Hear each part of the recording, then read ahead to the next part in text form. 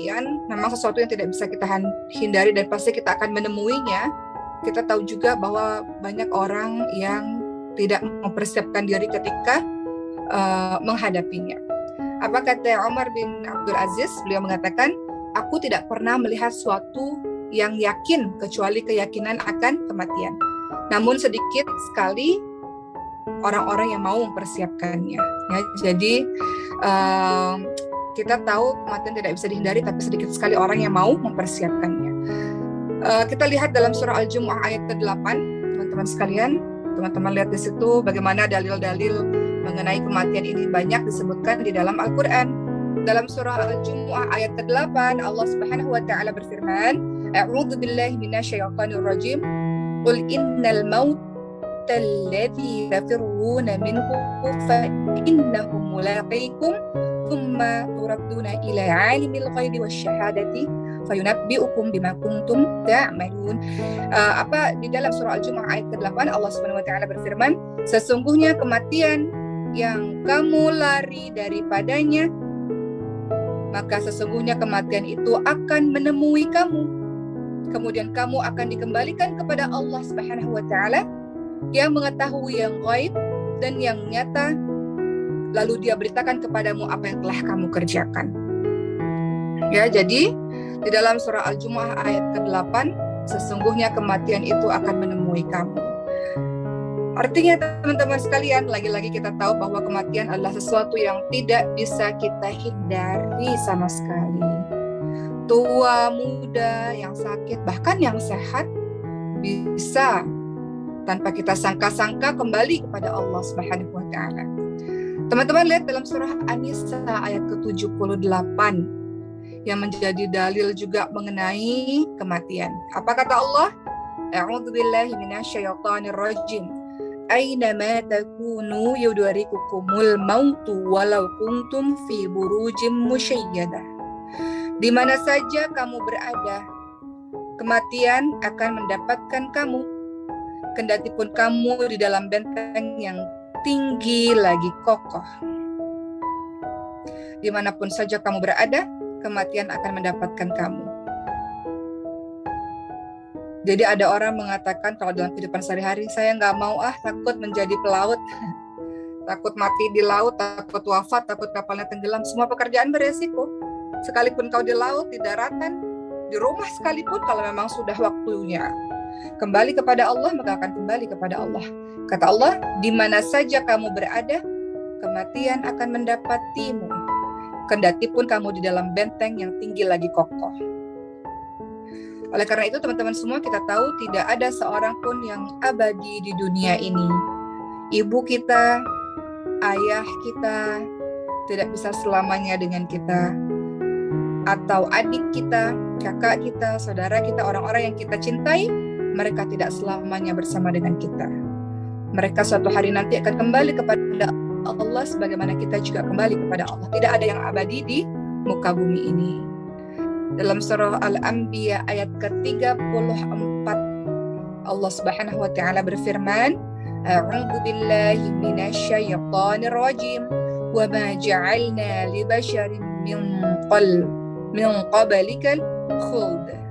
Kami tidak menjadikan hidup abadi bagi seorang manusia pun sebelum kamu Muhammad. Wa ma ja'alna li basharin min qabalikal khuld. Yang pasti yang kekal abadi siapa? Manusia tidak ada yang kekal abadi. Yang kekal abadi siapa, sahabat-sahabat sekalian? Yang kekal abadi adalah Allah Subhanahu wa ta'ala. Yang kekal, tidak akan mati, yang kekal. Apa kata Allah dalam surah Ar-Rahman ayat 26 sampai 27 yang sering teman-teman baca? A'udzu billahi minasyaitonir rajim. Kullu man 'alaiha fan wa yabqa wajhu rabbika dzul jalali wal ikram. Semua yang ada di bumi akan binasa dan tetap kekal zat Tuhanmu yang memiliki kebesaran dan kemuliaan. Allah yang kekal. Semua milik kita, tidak ada yang abadi. Jadi kalau kita mencintai berlebih-lebihan, maka kita harus paham bahwa mereka tidak bisa selamanya bersama dengan kita. Ada waktu pertemuan, ada waktu perpisahan. Bahkan perpisahan itu terkadang mengejutkan diri kita karena terjadi mendadak dan tiba-tiba bisa saja. seperti papanya Umayyah yang meninggal mendadak pada saat tidur, sehingga kami sekeluarga tidak punya persiapan apa-apa. Begitulah teman-teman sekalian. Jadi semua yang ada di bumi ini dalam surah Rahman 26-27 tadi sudah dijelaskan, semua yang ada di bumi ini akan binasa dan tetap kekal zat Tuhanmu yang memiliki kebesaran dan kemuliaan. Maka setiap jiwa, setiap diri kita pasti akan merasakan mati. Dalam surah Ali Imran ayat 185, a'udzubillahi minasyaitonirrajim, kullu nafsin dha'iqatul maut. Semua yang bernyawa pasti akan merasakan mati.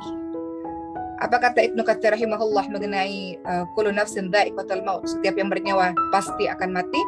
Tidak ada yang bisa selamat dari kematian, baik dia berusaha lari daripada kematian ataupun tidak, karena setiap orang sudah punya ajal kematian yang pasti. Begitu teman-teman sekalian. Maka apa yang harus kita lakukan? Jadilah seorang mukmin yang cerdas. Apa kata Rasulullah? Mukmin yang cerdas itu apa?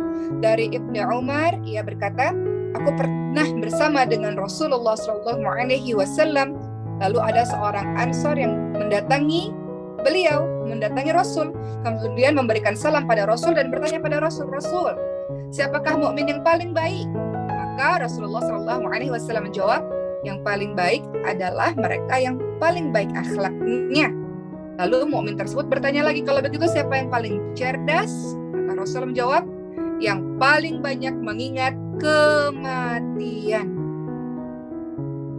dan yang paling baik dalam mempersiapkan diri untuk alam berikutnya. Itulah yang paling cerdas. Dalam hadis riwayat Ibnu Majah, disebut sebagai orang yang cerdas adalah orang yang senantiasa ingat mati dan mempersiapkan bekal kematiannya. Itulah orang yang cerdas dalam arti yang sebenar-benarnya. Maka kematian harusnya adalah hal yang menyadarkan kita.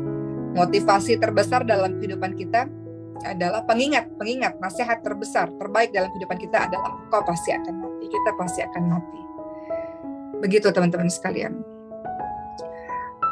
Kematian atau nasihat-nasihat kematian harusnya itu cukup menjadi pengingat dan penyadar diri kita dari kelalaian, bahwa kita pun akan sama dengan orang-orang yang sudah mati tersebut. Kita pun juga sama akan mati, akan kembali kepada Allah SWT, sehingga kita tahu dunia ini memang tempatnya berlelah-lelah. Dunia ini memang tempatnya perjuangan. Karena dunia ini hanyalah lahan atau tempat dalam mencari bekal. Makanya kalau capek, lelah dalam dakwah, lelah, capek dalam melakukan kebaikan, memang begitu. Dunia ini adalah tempatnya berlelah-lelah. Kapan istirahat? Nanti kalau masuk syurganya Allah Subhanahu wa taala.